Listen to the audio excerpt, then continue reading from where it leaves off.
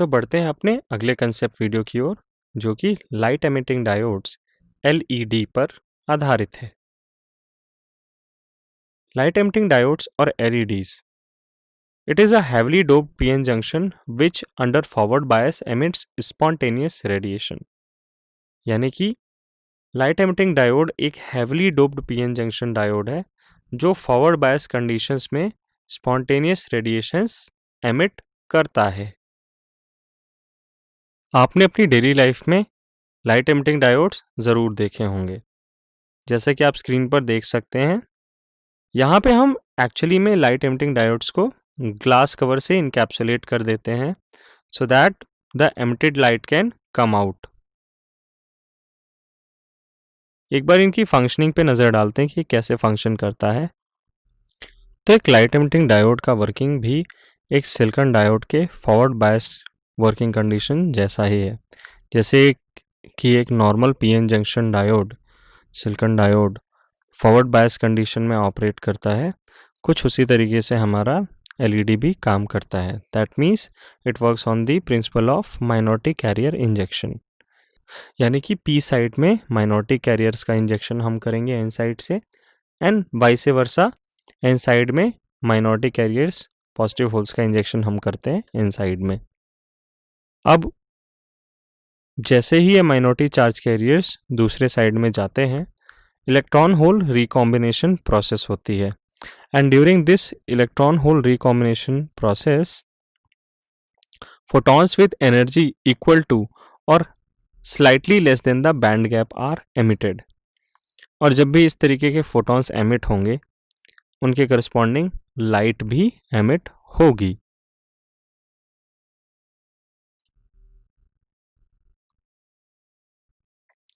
As the forward current increases, the intensity of light increases and reaches a maximum.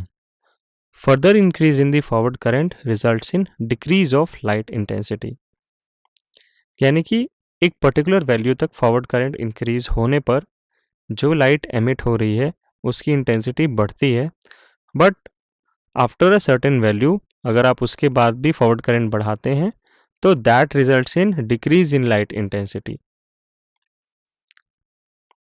Important points: LEDs can emit red, yellow, orange, green and blue light, and these are commercially available. The reverse breakdown voltages of LED are very low, like almost of the order of 5 volt. So care should be taken that high reverse voltages should not appear across them. The semiconductor used for fabrication of visible LEDs must at least have a band gap of 1.8 electron volt।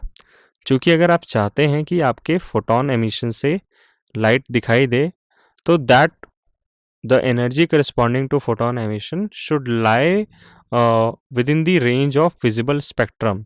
So the spectral range of visible light is from about 3 eV to 1.8 eV. Compound semiconductors are used for making LEDs of different colors.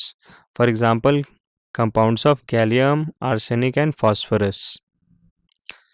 Gallium arsenic 0.6, phosphorus 0.4, जिसका energy gap almost 1.9 EV के बराबर होता है, is a appropriate choice for using red LED।